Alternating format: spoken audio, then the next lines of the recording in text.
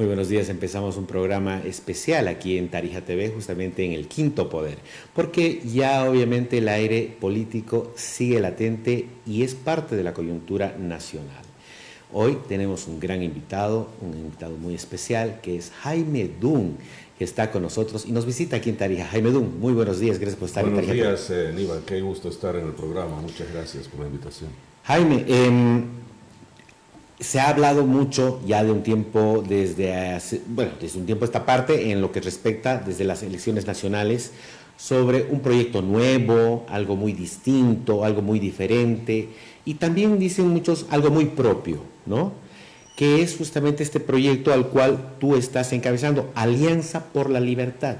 Así es. ¿Qué es Alianza por la Libertad? ¿Cuál es el objetivo de Alianza por la Libertad? Y sobre todo, ¿quiénes lo conforman? Mira, Alianza por la Libertad es la unión de ciudadanos bolivianos que lo hacen no porque quieren pegas, no porque quieren espacios de poder, lo hacen simplemente porque quieren mejores días para sus familias, para sus hijos, para sus nietos. Es un proyecto de largo plazo, es un proyecto que involucra a toda la gente que básicamente le dice basta a todo este sistema que tenemos en el país. Alianza por la Libertad no se trata de un grupo de personas que apoya a Jaime Dun, es un grupo de personas con convicciones, principios, que apoya el cambio. Eso es lo que es Alianza por la Libertad. Y de acuerdo a la norma, la ley, debemos cumplir procedimientos para establecer a Alianza por la Libertad como un partido político. Y en eso es lo que estamos trabajando, con una estructura que ya tenemos a nivel nacional, que es muy importante, y a nivel internacional, con presencia en 7, 8 países y creciendo. Por supuesto, es la población migrante boliviana en el exterior que también ha sido relegada y ha sido puesta a un costado por toda la política nacional. Y son obviamente ciudadanos bolivianos. En gran mayoría han dejado el país porque en el país no hay oportunidades, ¿no? Y justamente vamos a trabajar con ellos también. Obviamente somos de una ideología claramente liberal, creemos en el derecho a la vida, creemos en el derecho a la libertad, a la propiedad privada y como un elemento fundamental de seguridad jurídica y justicia. ¿Cómo relacionamos el proyecto de libertad con el populismo? No tenemos ninguna relación con eso, porque nosotros... Perdón, terminaré la pregunta. Sí. ¿Por qué te hago esta pregunta? Porque justamente no olvidemos de que Bolivia está ensalzada todavía de un populismo. Mira, sin ir muy lejos, el día de ayer así es. Hemos visto un cabildo en el Alto, donde la gente va, proclama, apoya temas que pueden ser muy coyunturales, que pueden ser muy de me toca a mí este problema, pero ¿qué es del problema nación, del problema estatal? Mira, las corrientes populistas, no solo en Bolivia, en Latinoamérica, básicamente lo que hacen en su forma de actuar y en su forma más clara de cómo funcionan, es apelar a los sentimientos y las fibras más íntimas de los ciudadanos para explotar eso políticamente. Y por eso termina el populismo ofreciéndote el paraíso en la tierra y siempre representando, que es una característica muy particular del populismo, representando todo a través de una persona que termina siendo un caudillo. El caudillismo y el populismo van muy mano a mano, y lo hemos visto así en nuestro país y en Latinoamérica. Nosotros somos todo lo contrario de eso.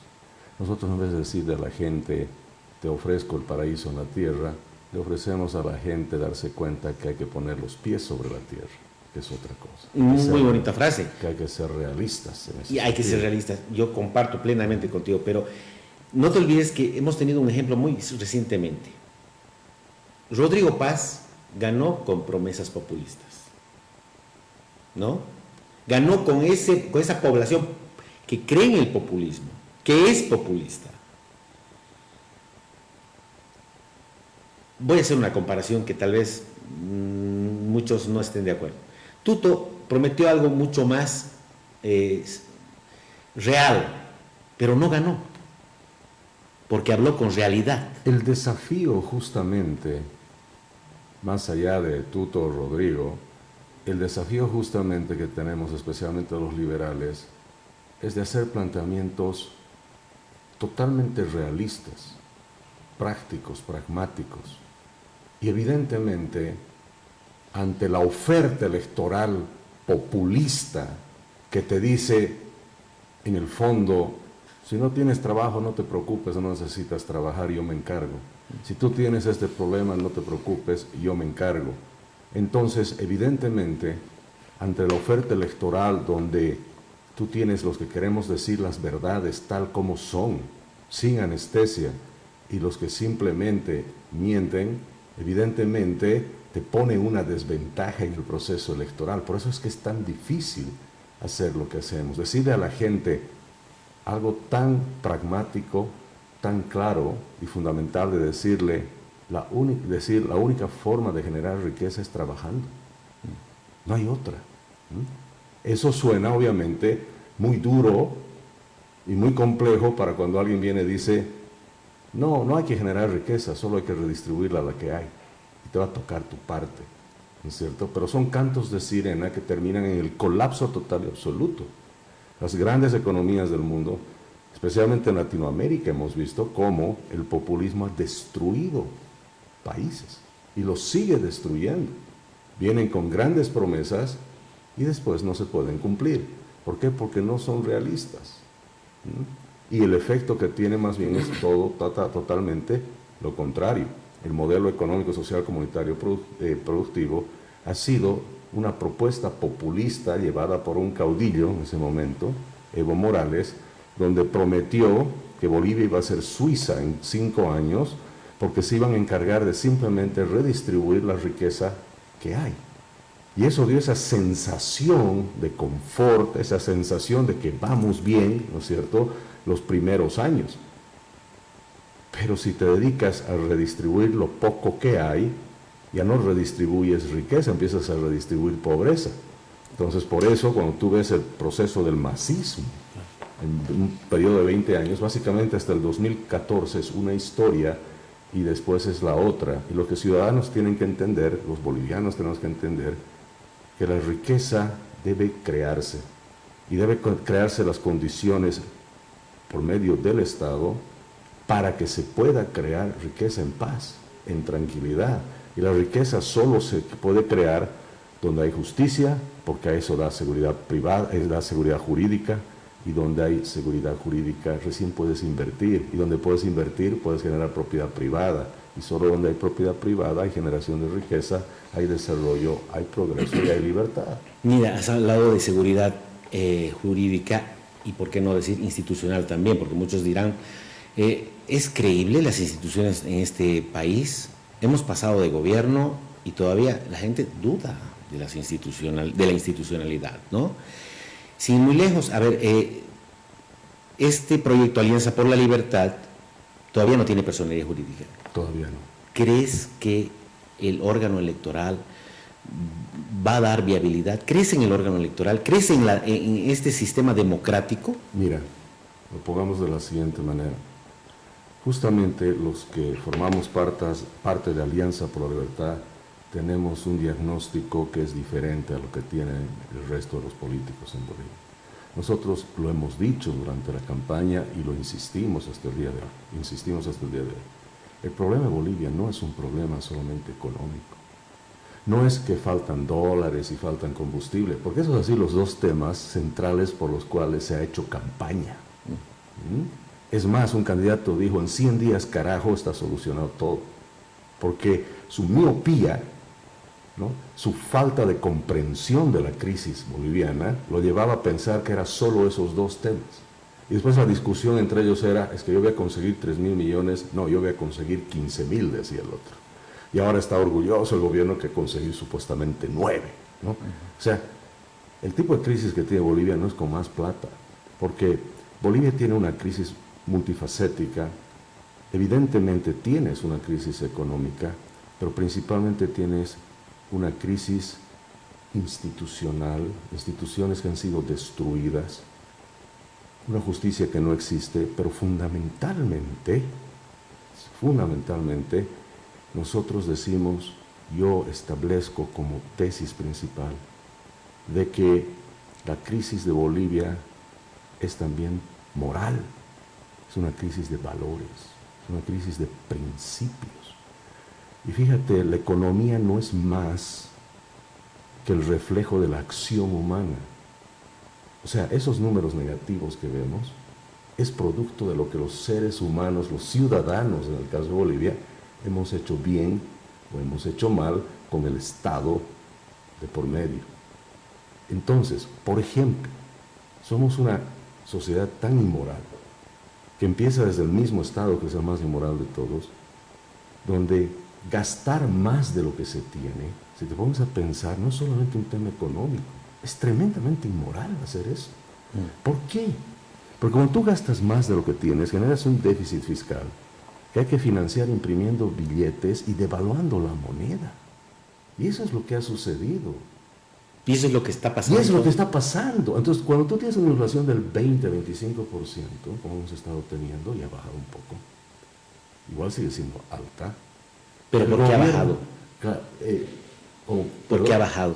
Porque la economía se está volviendo más lenta, nada más, correcto, no porque está mejorando. Exacto. Entonces, ¿qué es lo que está pasando entonces? Cuando el Estado está usando la inflación como un mecanismo hasta para autofinanciarse, porque él se financia, pues, ¿no? Él genera billetes que salen de la nada, se está financiando para sus cosas. Entonces, cuando el Estado se financia y al mismo tiempo deteriora el valor adquisitivo de la moneda, afecta a la gente, especialmente la más pobre. ¿Y quién gana de la inflación? El Estado gana, ¿no? Es más, fíjate, no sé, pues una botella de agua que vale 8 bolivianos, se cobra un monto X de impuestos. Ahora la misma botella vale 12. Y ese monto X de impuestos ahora es más grande, aunque no se ha subido el impuesto, simplemente porque el precio ha subido. Es igual que el precio de la gasolina y el diésel ha subido. ¿Quién es el único que se ha beneficiado de eso?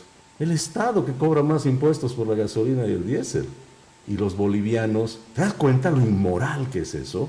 La gente cree que la inmoralidad, la falta de principios, son temas etéreos, ¿no es cierto?, que no están relacionados con la economía. Claro que están. Cuando se permite que los avasalladores se queden con tierras, eso es altamente inmoral. ¿Y eso afecta a la economía? Claro que sí, por eso no tienes inversión, ¿entiendes? Todo está relacionado una cosa con la otra. Países con alta corrupción, con un país corrupto, con índices de corrupción internacionales muy altos, no atrae inversión extranjera. Y eso hace que no haya más generación de propiedad privada, actividad económica, producción, fuentes de trabajo. Entonces, y con esto termino esta parte, Alianza por la Libertad entendemos que antes de tener una crisis económica, y si se tiene una crisis económica es porque el país primero tiene una crisis de valores, y la tenemos esa crisis. Ese sería uno de los objetivos del proyecto por la libertad. El proyecto por la libertad, generar valores. Alianza es concentrarse en principios, en valores, por supuesto el tema de convicción, con convicciones, ideologías liberales y las ideas de la libertad, porque sabemos que por ahí viene la solución. Y la inmoralidad, te repito, es tan grande en este país que creemos que la corrupción ya es normal, se ha normalizado la corrupción. Tú tienes un expresidente... Que se puede tolerar la corrupción. Ese es el tema. Tolerar es tan inmoral como cometer el acto. Correcto. Ahora, Jaime, este proyecto por la libertad surge al calor y al amparo de... sácame de la duda, no estoy asegurando. De lo que ganó Milei, ¿o no? No, definitivamente. Porque la gente puede estar creyendo de que viene esto casado con el triunfo de Milei, pero vemos de que el gobierno de Milei está teniendo sus altos y bajos. Mira, no, porque las ideas de la libertad están mucho más allá y mucho antes que Milei, obviamente. Es más, fíjate, y lo pongo de esta manera, los principios básicos, las ideas de la libertad, el respeto a la vida, la libertad, la propiedad privada, la seguridad jurídica, son conceptos que ni siquiera son de las últimas 20, 30 décadas, tienen siglos. Han estado siempre ahí. Uno de los temas fundamentales es reconocer que nacemos con esos derechos. Nacemos con el derecho a la vida, nacemos con el derecho a la libertad. Y es más, las constituciones en gran número en el mundo, la mayoría de las constituciones, por eso reconocen que el derecho a la vida y la libertad no te lo da el Estado porque has nacido con eso. Está ahí. Intrínsecos. Son derechos con los que naces, intrínsecos, donde el Estado lo único que puede hacer es protegerlos, pero no te los da. No hay una constitución en el mundo que diga tienes derecho a ser libre o tienes derecho a vivir. No existe, ¿entiendes? Entonces, por eso las ideas de la libertad, no solamente que vienen de siglos atrás, los que creemos en Dios, los que tenemos fe, hasta encontramos en pasajes bíblicos temas muy interesantes y alusiones, y más que alusiones, declaraciones bien contundentes sobre la libertad, ¿no? En Corintios está escrito, allí donde está el Espíritu del Señor hay libertad. ¿Eres un hombre muy religioso? Yo soy un creyente, yo soy católico, soy creyente, soy un hombre de fe que ha criado a sus hijos en una familia y un ambiente también de fe y con mucho temor a Dios. ¿Y qué es de esa frase que dicen que la política y la religión nunca van juntos? Es interesante que lo dicen así, pero la verdad es que en el fondo una cosa es explotar la religión con fines políticos y otra cosa es vivir tu vida religiosamente, y eso se va a reflejar en el día a día. Y si eso se lo ve como actividad política, pues allá está. Es muy importante que el líder también refleje una vida ética, moral. Pero totalmente, totalmente. Yo creo que un hombre sin principios, sin valores, y en el caso de los creyentes, un hombre sin fe, pues, ¿qué le puede prometer a un país, a una sociedad, especialmente si es una sociedad inmoral, sin convicciones, sin principios y sin fe? Vamos terminando con el primer tema de Alianza por la Libertad. Es un proyecto que Jaime Dunn está recorriendo a nivel nacional. Hoy le toca a Tarija, y por suerte se va a quedar hasta el 15 de abril, ¿no? Un poquito más, incluso 16, a ver, si no me equivoco, pero está aprovechando de recorrer diferentes municipios. Y aquí, si producción me puede acompañar, hay un mapa donde dice ahí contactos oficiales de coordinadores a nivel nacional, y entre Tarija está Amanda Prieto. ¿Quién es Amanda Prieto? Y te pregunto esto porque no está, sácame de una duda, ¿tu hija aquí? Sí, está mi hija, Micaela, claro que sí. ¿Tu hija tiene participación, no tiene participación? No, ella colabora, sí, en el tema del equipo de redes. Tenemos 64 personas que trabajan en el equipo de redes. Ella es una más de las personas que trabajan en eso. Y fíjate, es bien importante, ¿no? A nivel nacional, internacional, todos somos interinos. Para empezar, yo mismo soy interino, Jaime Dunn, presidente de Alianza por la Libertad, de manera interino, de la misma manera que Amanda, etcétera, etcétera, hasta que tengamos el proceso interno de elección, esperando que los estatutos en las próximas semanas ya estén autorizados para poder trabajar en base a eso. Entonces, de manera interina se ha hecho el nombramiento de las personas, y fíjate, uno de los temas muy importantes en todo esto, y es en realidad muy natural en nuestra familia, la familia Dunn, digamos, la Dunn Mañán, es, nunca se nos ha cruzado siquiera por la idea de porque ser parientes o algo tiene que estar alguien aquí o allá. Es más, en nuestro Programa Nacional para la Generación de Riqueza establecemos, por ejemplo, que ningún pariente puede formar parte del Estado si tú estás en función pública, aunque sea en otra institución. No puede haber parientes. Pero si es elegido. Es que otra cosa, si es elegido, por supuesto, pero ningún pariente puede formar parte en el Estado por decisión. Por ejemplo, Edman Lara y su esposa, ambos fueron elegidos. Bueno, ellos fueron elegidos, pero ya el mismo hecho de que se está decidiendo que sea esa persona, ¿cómo se ha decidido? ¿Vos crees que primero a Edman en algún congreso nacional lo han elegido de candidato? ¿O tú crees que a su esposa en algún congreso nacional, de qué partido la han elegido a ella como candidata y contra qué rivales ella ha peleado internamente en el partido, o sea, peleado políticamente, para llegar a ese cargo? Son toditos a dedo, ¿no? Son toditos a dedo, ¿no? Por eso tenemos que tener la conciencia, no solamente institucional, sino democrática, de que todos los cargos, especialmente los que van para elección, tienen que ser previamente elegidos internamente. Va a haber mucha democracia. Va a haber toda la democracia que tenga que haber de acuerdo al marco de la ley, ¿no es cierto? Porque pone límites.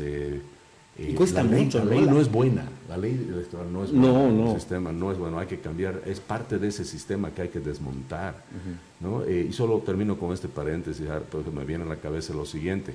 Recuerda, desde la Constitución, la ley, los reglamentos, todo el proceso electoral, una de las cosas fundamentales que se había establecido era que para elegir al candidato o los candidatos tenía que haber primarias.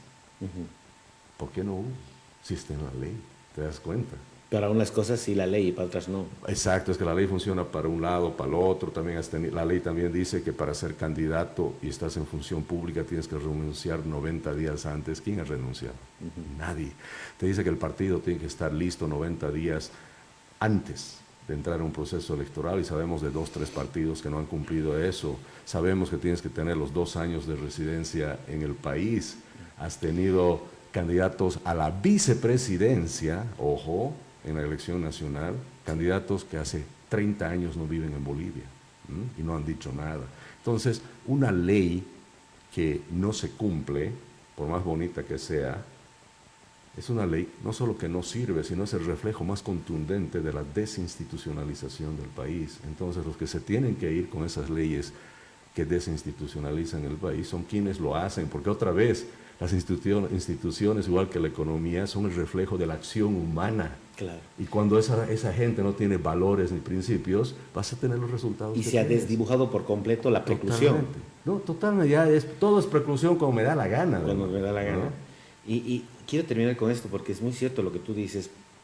Hoy, por mucho que sea ley, eso no significa que la ley esté de ninguna manera hecha o sea lo correcto, o sea lo justo. El hecho que hoy sea legal no significa que es bueno, no hoy las leyes, que cada vez yo veo que hoy las leyes están más cerca de lo político que el derecho, porque el derecho busca y lejos justo. Y lejos también de temas de moralidad y principios. Por ejemplo, obviamente como creyente, yo soy pro vida. Y no porque hay una ley que diga que el aborto es correcto legalmente, lo voy a hacer, ¿entiendes? Por eso el ser humano, aun cuando tiene la ley enfrente, en el fondo tiene y debe tener la capacidad de discernir esa ley y decir, por más que sea legal, yo no lo voy a hacer.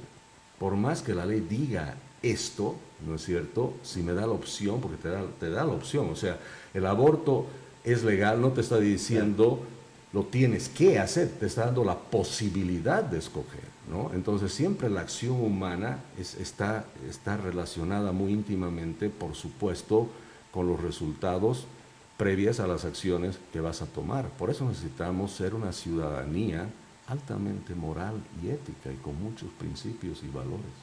Perfecto. Jaime, vamos a la segunda parte del programa ya para ir cerrando, y es el tema de la coyuntura económica y política.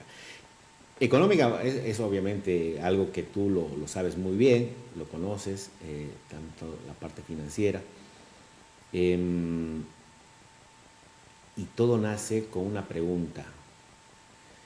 ¿Crees que este gobierno cumple las características para terminar sus 5 años? Pregunto por qué. Porque hay un tema que todavía está irresuelto Hay un incendio que todavía no se ha apagado, no sabemos cuánto más va a durar, y estoy hablando de la gasolina. Nos han contado, creo que, si no me equivoco, una historia por mes o una historia por semana incluso. La gente ya no cree, la gente tiene poca credibilidad. Pero lo único cierto, se aproximó, y yo también lo dije, su mismo socio o cogobernante, muchos así lo han llamado, Samuel Doria Medina, le ha dicho, ¿cuál sabotaje? Aquí lo que ha habido es una compra de carburante con pocos niveles o un bajo nivel de octanaje, porque una gasolina promedio cuesta un precio. Y el gobierno no sé si tiene plata, no sé si va a tener plata. Esa es la pregunta que el ciudadano boliviano se está haciendo, Jaime. Y tú ahora me gustaría que tú le digas, le esclarezcas a la población boliviana, con tu pericia en conocimiento financiero y económico, si el gobierno tiene probabilidades de tener plata o no tiene probabilidades de tener plata y a qué nivel. Mira, es que hay un enfoque, creo, erróneo por parte del mismo gobierno de la naturaleza del problema. El problema no es que falta plata, el problema es que hay mucho gasto. Entonces, si no tienes eso claro, obviamente te vas a dedicar a mantener el gasto y buscar plata. Mira, lo pongamos de la siguiente manera, y tu pregunta tiene varios temas que quisiera tocar y voy por partes. El hueco fiscal, ese exceso de gasto, es de 5.000 millones de dólares al año. Ese es el hueco, ese es el problema en realidad. Con la subvención al combustible, que no la han eliminado, simplemente la han reducido, la subvención, se ahorran más o menos el equivalente a 2.000 millones de dólares en bolivianos, ¿no? Porque dólares no se ahorran bolivianos. Y ahora el carburante ha subido. Claro, ahora lo va a subir, eso me lo... Oh. ¿No? Entonces son solo 2.000, pero son 2.000 millones de dólares, el equivalente a 2.000 millones de dólares en bolivianos del déficit fiscal. Pero el déficit sigue siendo grande, 5 menos 2, 3. O sea, el hueco es de 3.000 millones. Es decir, no hemos llegado siquiera a la mitad de la solución del problema original. Ahora, aquí hay dos cosas. Primero, y en esto voy a ser siempre bien crítico y tratar de ser lo más constructivo posible en la crítica, porque creo que ese es el tipo de crítica que hay que hacer. El tema es que al haber reducido la subvención en 2.000 millones de dólares, eso le crea un ahorro al Estado, claro que sí, de 2.000 millones. Y como te decía hace un momento, ahora recauda más impuestos. Pero no ha reducido los gastos. Pero, claro, o sea, entonces ahora tiene más plata, ¿no es cierto? Pero no estás reduciendo el gasto. Entonces la pregunta va a ser, ¿dónde se va a ir esa plata que estás ahorrando?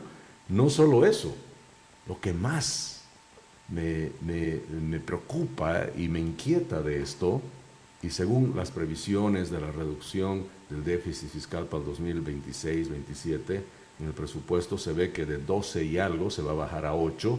Lo que están diciendo es que ya han recortado lo que necesitaban recortar, ¿entiendes? No van a recortar más. Entonces, al final, la pregunta clara a los bolivianos es, ¿y quién se ha beneficiado realmente, entonces, de reducir la subvención? ¿Tú, yo, el que me está viendo, tiene algún beneficio? ¿Nos hemos beneficiado en algo? No. ¿Quién se ha beneficiado? El Estado obeso, corrupto, prebendal, que hay que desmantelar. Ese es el único que se ha beneficiado hasta ahora con las políticas. ¿El gobierno tiene todavía capacidad de decir, ya no tenemos plata? Es que eso ya se lo dijo de alguna manera, pero ya más bien tienes que dejar de decir, ya no tengo plata. Tienes que decir, como ya sabemos y damos por hecho que no hay plata, aquí vienen los 3.000 millones en recortes que vamos a hacer esta semana. ¿Y a quién vamos a atacar? Tiene que decir el presidente. A nuestro enemigo. ¿Quién es nuestro enemigo, presidente? El Estado obeso, corrupto, prebendal, lleno de saboteadores, como dice el mismo presidente. Bueno, pues, empezar a poner manos a la obra. Empezar a desmantelar, es lo que queremos, desmantelemos ese sistema, hermano. Porque ese sistema corrupto, prebendal, se ha adueñado del Estado. Entonces los presidentes son inquilinos de 5 años nomás dentro de ese sistema, pues no cambian nada, ¿no? Entonces no se trata solo de cambiar al presidente, de cambiar los diputados y cambiar el poder ejecutivo, hay que cambiar el sistema hay que desmantelarlo. El problema de la gasolina, evidentemente es natural, todos decimos la gasolina es mala, la gasolina no sirve. ¿Cuándo se va a solucionar el problema de la gasolina? Pero ¿sabes qué? En el fondo, la gasolina mala, otra vez, no es el problema, es el resultado del problema. ¿Cuál es el problema? Yacimientos. ¿Cuál es el problema? Que las empresas estatales, a través de yacimientos, nos están demostrando que no sirven, que no funcionan. ¿Qué tendría que pasar con YPFB? Hay que empezar a desmantelar yacimientos. Pero es una empresa no solamente estrella, o bueno, estrella entre comillas, sino es una empresa estratégica. ¿Estratégica en qué? Buena pregunta. Pero ahora, o sea, ¿estratégica que es darnos combustible malo y con sobreprecio? No, pero ¿sabes qué es lo que haces? ¿Cómo cambias esto? Desde el día de mañana, primero, todo el financiamiento que estás mandando a yacimientos, que se manda, como las otras empresas del Estado, se corta. Y se les dice, sobrevive, compite. ¿Cómo compito con qué? Si es un monopolio. Es que ya no eres monopolio. Desde mañana va a haber 5 empresas que van a vender gasolina en Bolivia. Y el ciudadano boliviano, así como va a comprar queso, leche en un supermercado y tiene diferentes marcas, va a tener diferentes marcas de gasolina. Y si como yacimiento no resuelves tu problema, lo siento mucho. Interesante. Jaime, hace días atrás el presidente ha convocado a más de 280 alcaldes. Se han reunido con ellos y le ha dicho, ¿saben qué? Más allá de, no voy a entrar en ese discurso de que si hay plata o no hay plata, pero les prometo que hay plata directamente de los bonos del carbono. Y mientras cuidemos la Pachamama, las plantitas, los árboles, los bosques, vamos a recibir esta plata. Y eso les puede ayudar a ustedes. Pero resulta que parece que ha sufrido un lapsus el presidente.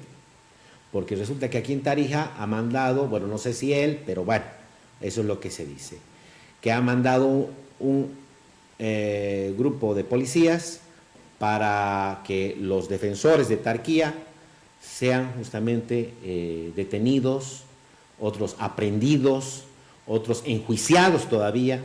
¿Cómo entendemos todo esto? Evidentemente se generan contradicciones, ¿no? Pero por eso hay que pasar del discurso a la acción. Ya hay que dejar de hablar, hay que actuar. Ya se ha hablado mucho, hay que empezar a mostrar resultados. ¿Ya se perdió esa cápsula de enamoramiento? Totalmente. Porque estamos en 5 meses de gobierno. Ya, totalmente. Por eso ese gradualismo con el cual se está actuando, y yo tuve la oportunidad de decirlo directamente a algunos personeros del gobierno, y lo dije a la semana que fue posesionado Rodrigo Paz, de que el gradualismo es peligroso. El gradualismo es complejo, porque tienes 3 cosas que yo veo en el gradualismo.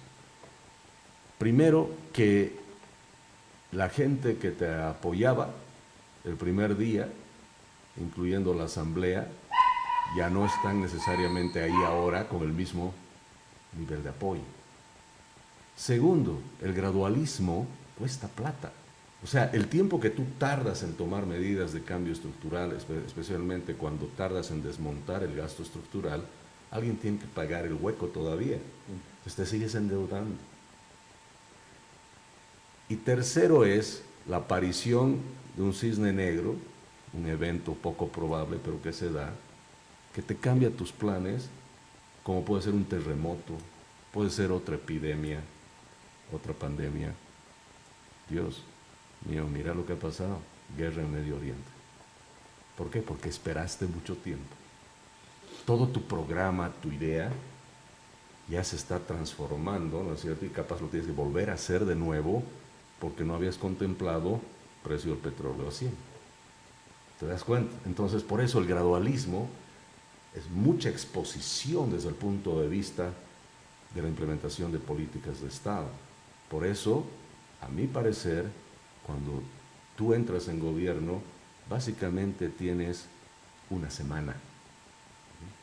Es más, el primer día tienes que aplicar, si es posible, la mitad de tu programa. Mira, odio hacer la alusión que voy a hacer, ¿ya? Y la verdad es que no es porque simpatizo ni nada, por supuesto. Evo Morales los primeros 4 meses, todo lo que hizo. Cosas malas, terribles, que han dañado Bolivia para décadas en adelante, pero lo hizo. Y él no estaba no puedo despedir a la señora que no sé qué, no, sacó leyes, sacó normas y cambió todo. Fue un cambio hacia lo malo, lamentablemente. Pero aprovechó el enamoramiento. Pero aprovechó ese momento de una manera, pero excepcional. Es más, yo recuerdo que justo a los 4, 5, 6 meses habrá sido, que cuando Evo decía ya todo lo que había logrado hacer, yo decía, Dios mío, ya cumplió en 6 meses su gobierno. O sea, ya prácticamente ha hecho todo lo que ha dicho que va a hacer. Ya había temas de nacionalización. ¿Te acuerdas que la frase que dijo, no importa si está o no está, para eso lo solucionan mis abogados? Bueno, que tampoco hay que ir a ese extremo. Claro, digamos, yo sé, ¿no es cierto? Por pero supuesto, ahí está, lo hizo. Pero lo hizo, y qué pena que para lo malo se hace rápido, y lo que puede ser bueno tarda tanto. Así lo veo. Ahora... pero por favor, respóndeme a la pregunta. ¿Cumple las características este gobierno para terminar sus 5 años de gobierno? Mira, ¿O es muy pronto todavía? Yo creo que es muy pronto, y sí debo decir que creo que el deseo de la mayoría de los bolivianos es que lo cumpla, que haga lo que tenga que hacer. ¿Tú crees? Tiene que llegar. Mira lo que ha pasado ayer en el Alto, ¿no? Un cabildo que resulta que el órgano electoral dice que no cumple la legitimidad ni la legalidad, pero a ojo de buen cubero uno dice, legitimidad sí, podría ser, pero legalidad no, porque no ha estado el órgano electoral controlando esa situación. Pero más allá de eso, el cabildo de ayer de La Paz fue algo que le ha puesto ya en el tapete de la discusión la estabilidad del gobierno. Eso es indudable. Es indudable eso, y por supuesto es un grupo de personas que en número es sustancial, es importante. Aparte, cuando el Alto baja, La Paz tiembla. Así es. Pero otra vez creo que hay que ir a la raíz del problema, de volver a ser de Bolivia un país de instituciones creíbles. El tema es que no se cree en el gobierno, no se cree en la justicia, no se cree en absolutamente nada. Muy cerca de donde yo vivo, hace unos meses atrás hubo un robo, y me comentan que la discusión de los vecinos era si llaman o no a la policía. O sea, había más desconfianza en la policía que los ladrones, ¿te das cuenta? ¿No? Entonces, hemos llegado a ese punto, y cuando no se hace cumplir también la justicia, vas a tener ciertas manifestaciones muy complejas que no deberían darse. Por ejemplo, yo he sido y mantengo mi posición, más allá que el decreto 5503 necesitaba ir por asamblea, que sí, seguramente, y estoy de acuerdo, había temas de ley ahí, lo que tú quieras. La forma en que es abrogado por la insistencia de un grupo, ¿no es cierto?, de personas que no representan a los bolivianos, que a punta de dinamitazo te puede hacer tumbar un decreto supremo, ¿no? O sea, tú no puedes usar la ilegalidad, ¿no es cierto?, y desafiar la ley, y con eso pretender que se hagan cambios en el país. Eso no puedes hacer, y eso va obviamente para ambos, porque hay que cumplir la ley. Hay leyes, hace un momento como decíamos, ¿no es cierto?, además la mayoría de las leyes, incluyendo la Constitución, hay cosas que me parecen que no deberían estar ahí. Más apegadas pero estoy obligado a cumplir, claro, ¿no es cierto? Estoy obligado a cumplir, y si me parece que hay que cambiar, pues por eso estoy trabajando en un partido, tener gente, ser elegido y proponer el cambio. Si nadie más lo va a hacer, digamos, ¿no es cierto? Pero hay que cumplir. Pero una de las cosas que a mí me preocupa mucho Por ejemplo, una central obrera boliviana, que cuando dinamita, bloquee, causa daño, se interpone ante los derechos de otros ciudadanos. No puedes volar pues un cerro para bloquear una carretera, destruyes infraestructura pública y no pasa absolutamente nada. Es más, eso te da ahora prioridad para ser atendido por el gobierno. Hemos llegado a esa, otra vez, ¿te das cuenta? Eso es inmoral, otra vez. Esa es la falta de valores y la inmoralidad que hay en el país. El que dinamita, el que bloquea, el que amenaza, se sienta enfrente del gabinete. Tú, yo, el que me está viendo, que pagamos nuestros impuestos a regañadientes, somos transparentes, no robamos, somos ciudadanos honestos, ¿cuándo nos han llamado para sentarnos enfrente del presidente? ¿El derecho colectivo sobre el derecho individual? Evidentemente, se ha colectivizado absolutamente todo y el derecho de la masa está sobre el derecho de la persona. O seamos más precisos, el derecho cooperativista. En este caso, ¿no? Y además que no representa siquiera, ¿no? A un buen porcentaje. Yo no sé cuándo se los ha elegido a los de la El mismo derecho cooperativista se ha vuelto burócrata. Claro. Pero eso es porque esa institución de alguna manera ha empezado a surgir como supuestamente algo más válido y legítimo que las mismas instituciones del Estado. Es más, una asamblea plurinacional, ¿no?, que es un poder del Estado, queda de este tamaño ante un movimiento cooperativista, ¿no? Ahí pueden estar decidiendo cosas, ¿no?, en la asamblea. O sea, no puede ser que haya esta anomalía, ¿no? Y lo que pasa es que se ha desvalorizado cada una de estas instituciones, ¿no? La justicia ya no importa, lo que importa es la justicia que hago yo y mis vecinos, por eso están colgando ahí muñecos, ¿no es cierto?, por las calles, ¿no?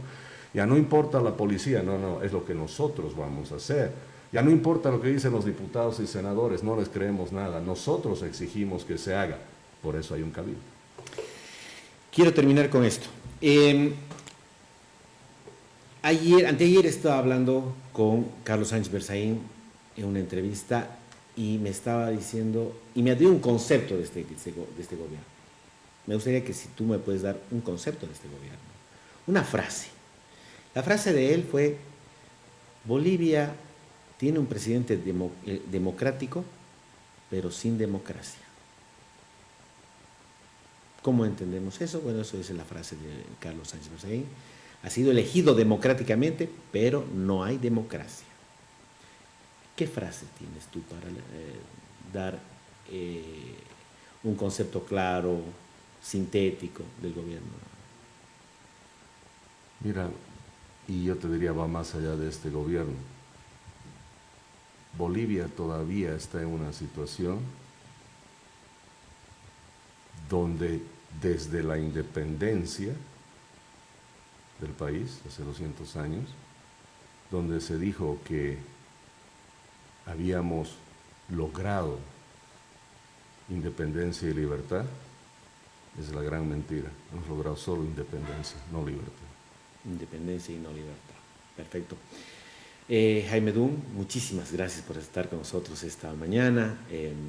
Ha sido un placer conversar contigo y por supuesto va a ser también un placer volver a tener las veces que sean necesarias ya en esta prácticamente carrera electoral que tú has empezado ya demostrando algo distinto, diferente, algo que podría justamente captar lo que todos los bolivianos hoy están esperando. Tanto los bolivianos hablan de cambio, de algo distinto, de algo que realmente no sea lo mismo de lo que ya tenemos y claro está de que hoy, así sin ir muy lejos, tenemos lo mismo de siempre, tenemos ya un partido que ya ha empezado recientemente, libre, ¿no? Está muy nuevito, es muy jovencito el partido, pero ya tiene parlamentarios.